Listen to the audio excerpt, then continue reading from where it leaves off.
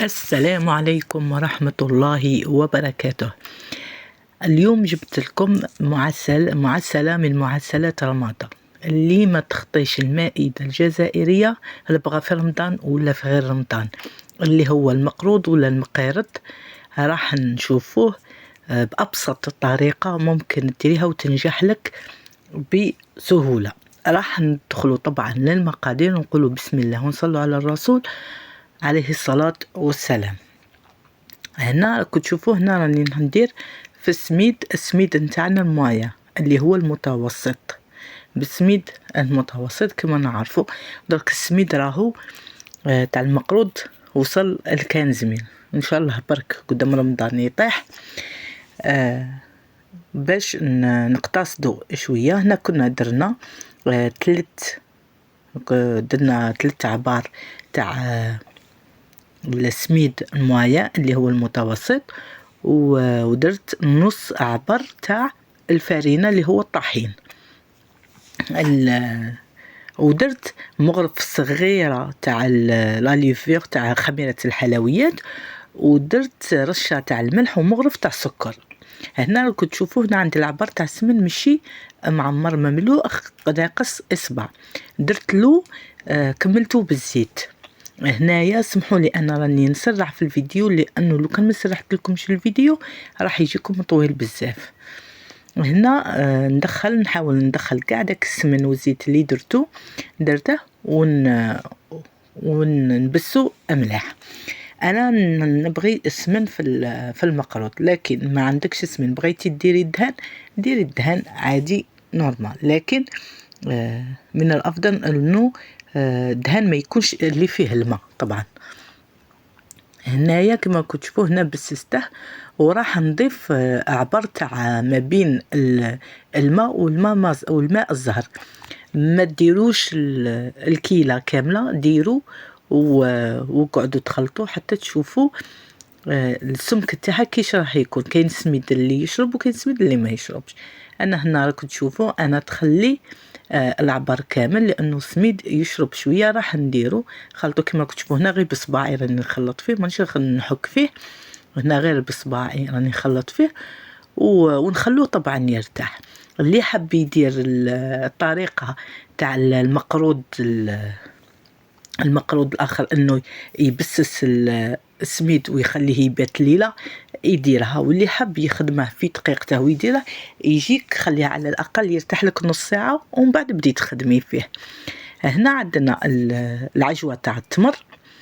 انا درتو بالعجوه تاع التمر، كاين اللي يديروا بالمكسرات، كل واحد وباش يبغي واش يبغي يدير. انا هنا التمر تاعي هو اساسا طري ماشي يابس، اللي التمر نتاعو العجوه تاعو تكون يابسه يفورها في الماء، يفورها في الكسكاس طبعا، يديرها في الكسكاس ويديرها تفور على يعني على البخار. درت لها مغرف تاع زبده وبديت ندير فيها بالماء مازهر باش نعجنها، ودرت شويه تاع قرفه. اللي بغى يدير القرفه طبعا يدير. هنا بعد ما كملت العجوه تاعي وليت عفوا للخليط تاع السميد اللي كنا درنا المازهر. هنا راح تشوفوه بلي تماسك لك، راح تغدي تحليه عادي، ما تخافيش منه، ما راحش يتعجن.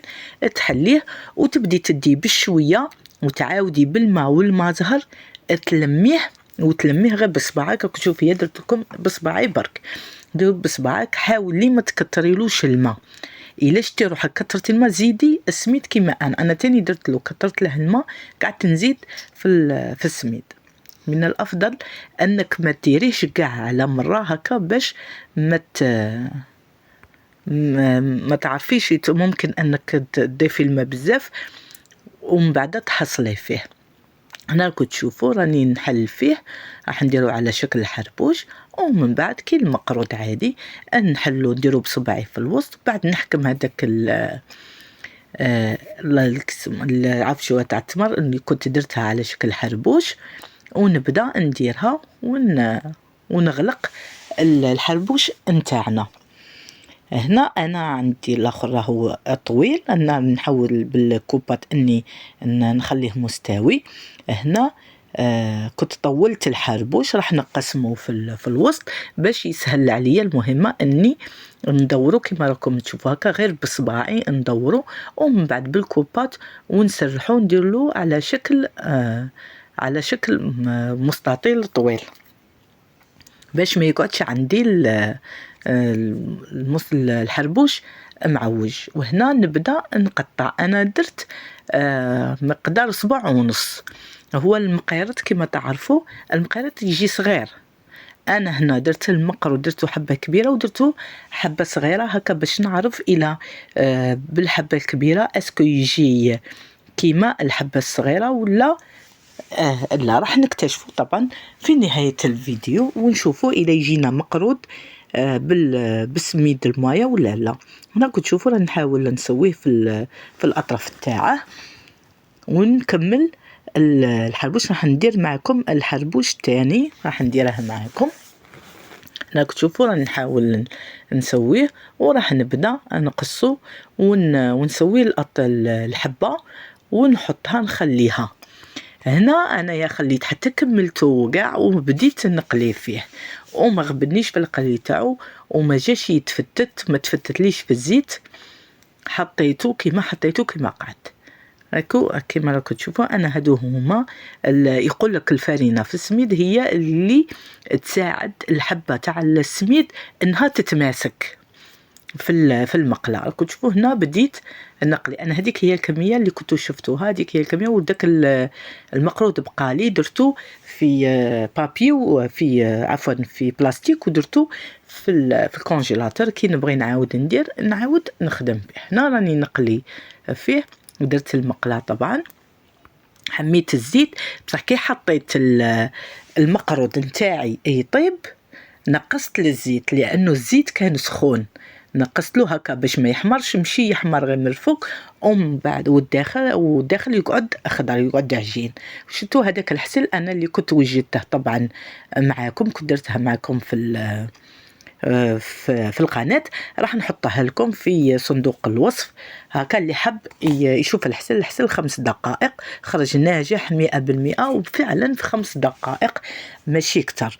هنا كما راكم تشوفوا هنا لا راني ندير. راني كنت درت المقله زوجة تنقله والاخر كنت نحيته من الحسل وحطيته في الكسكاس باش يكتر. هذه المقله الزوجه كما راكم تشوفوا ما نحلتليش وتقول حبه. هذيك المقله التاليه الاخيره كنت درتها معكم باش تعرفوا باللي ما حليش. وهنا كان واجد معنا. انا الجلجلان خليته حتى شرب الحسل.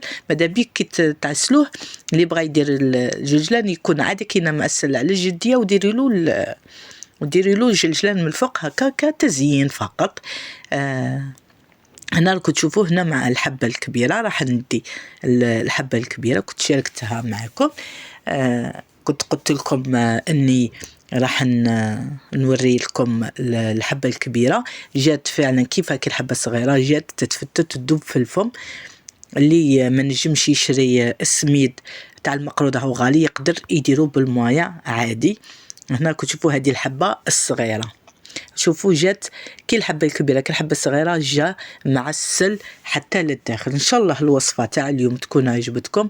ما بقى لي غير نقول لكم طبعا ما تنسوش اللايك والاشتراك في القناه اللي مازال ما اشتركش يشترك ويفعل الجرس هكا يوصلكم كل جديد.